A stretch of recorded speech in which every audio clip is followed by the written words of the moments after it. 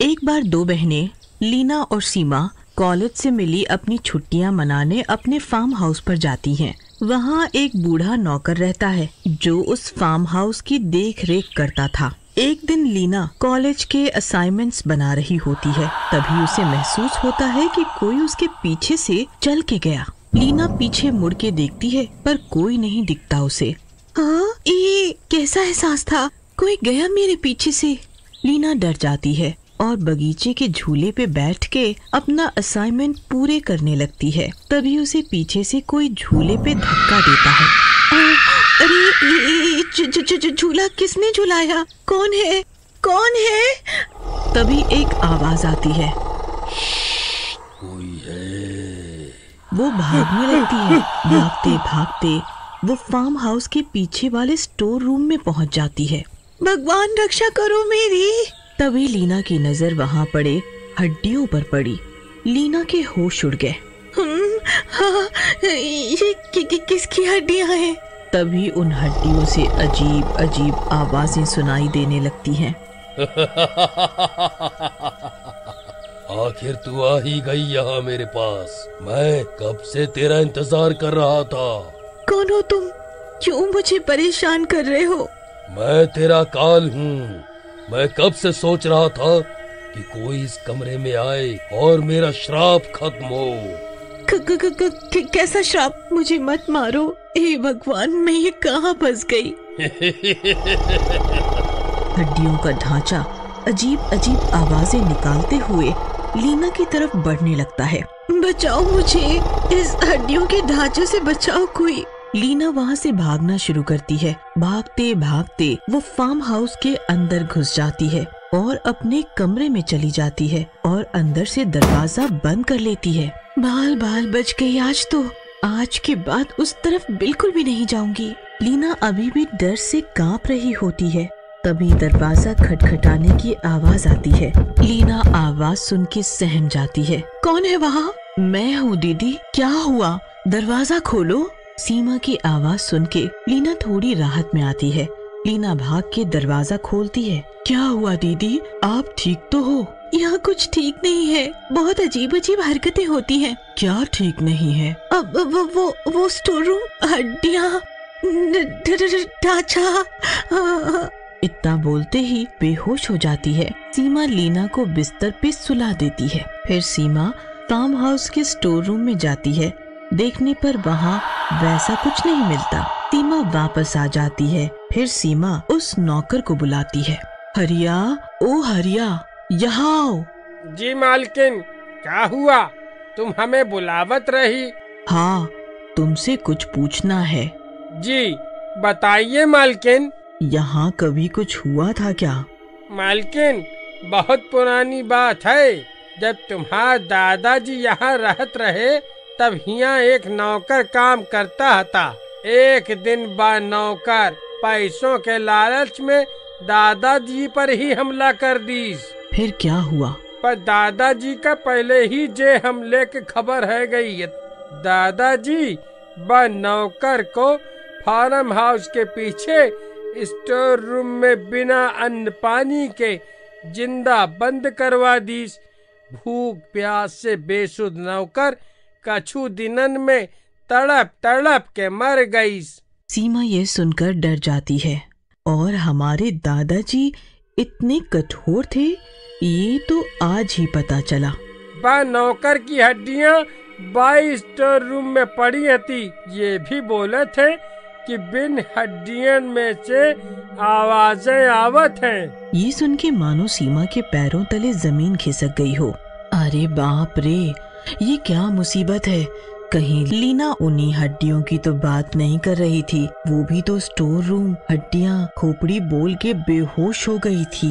अच्छा ठीक है, तुम जाओ हरिया काका, कोई जरूरत होगी तो आपको आवाज दूंगी। फिर बूढ़ा हरिया वहाँ से चला जाता है। सीमा इतना ज्यादा डर जाती है कि वो अपने कमरे में अकेले सोने की हिम्मत नहीं कर पाती और लीना के कमरे में उसी के साथ सो जाती है। फिर रात होने पर हड्डियों का ढांचा एकाएक आवाजें निकालने लगता है। डरावनी भयानक आवाजें सुन के लीना की नींद खुल जाती है। सीमा उठ, ये कैसी आवाजें निकाल रही है? मजाक नहीं कर मेरे से, उठ ना, उठ ना। पागल है क्या? सोने दे, मुझे बहुत नींद आ रही है। लीना समझ जाती है कि सीमा वाकई सो रही है, तो फिर ये आवाजें कहाँ से आ रही हैं? सीमा तो सो रही है, कहीं वो हड्डियों वाला ढांचा तो नहीं? तभी फिर से डरावनी पुकार सुनाई देती है। आजा, कब से बेचैन हूँ मैं।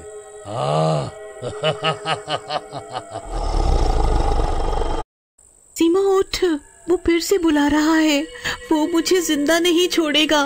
क्या हुआ? क्यों हंगामा कर रही हो इतनी रात में? आज तो मजा आएगा, मेरा बदला पूरा होगा। मेरे पास आओ। अरे ये कैसी आवाजें हैं? ये कहीं वही भूखे नौकर की हड्डियों की आवाज तो नहीं? भूखा नौकर? ये क्या कह रही हो तुम? फिर सीमा लीना को सारी बात बताती है जो हरिया ने उसे बताई थी। अरे मर गए रे, ये हम कहाँ फंस गए? हम तो कॉलेज की छुट्टियां सुकून से बिताने आए थे और कहाँ इन हड्डियों के जंगल में फंस गए। उन हरिया काका को बुलाते हैं, शायद वो हमारी कुछ मदद कर सके। हरिया काका कहाँ हो? जल्दी यहाँ आओ। हरिया भाग के उनके कमरे में पहुँचता है। जी मलकिन, कहिए कैसन याद किए हमका? क्या आपने वो आवाजें आज सुनी जो भयानक हड्डियों की आवाजें हमें आ रही हैं? मुझे लगता है ये जरूर उन्हीं नौकर की हड्डियों की आवाजें हैं। लीना ने आज दोपहर में उन हड्डियों के ढांचों को चलते देखा था। सीमा हरिया से बात कर रही होती है, तभी अचानक लीना की नजर पीछे रखे शीशे पर जाती है, जिसमें लीना और सीमा का प्रतिबिंब तो था, पर हरिया नौकर का नहीं। लीना को सब कुछ समझ आ जाता है। वहीं हरिया नौकर भी ये सुन के गुस्से में आ जाता है कि लीना दोपहर में उसी कमरे में गई थी। उसकी आंखें लाल हो गई। का कहीं मलकिन ई दोपहरिया में स्टोर रूम में गवी रहे? हरिया का गुस्सा देख लीना हरिया को रसोई से पानी लाने को कहती है।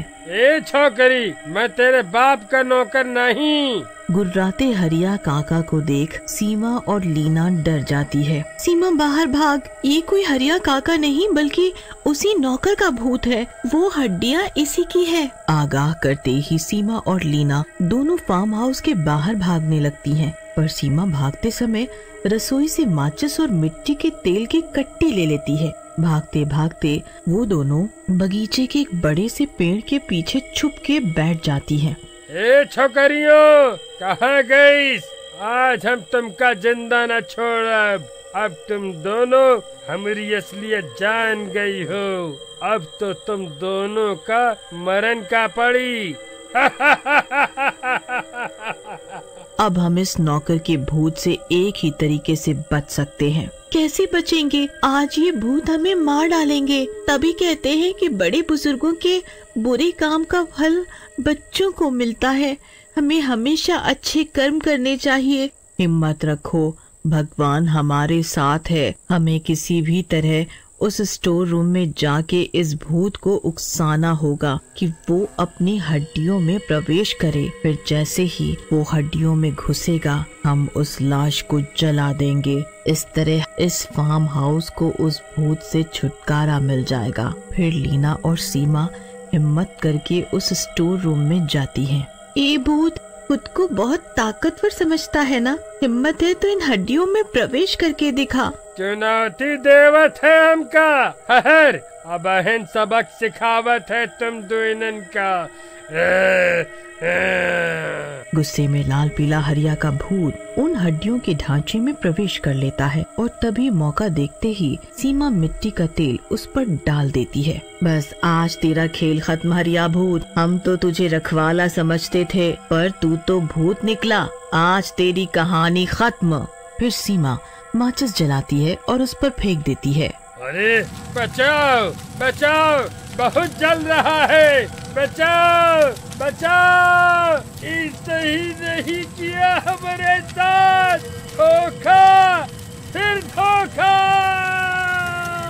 तब भी तेरी नीयत साफ नहीं थी और अब भी नहीं, तो ये तो तेरे साथ होना ही था। भगवान भी हमेशा अच्छे और सच्चे लोगों की ही मदद करते हैं। और इस तरह उस श्रापित फार्म हाउस को हरिया भूखे भूत से हमेशा के लिए छुटकारा मिल जाता है।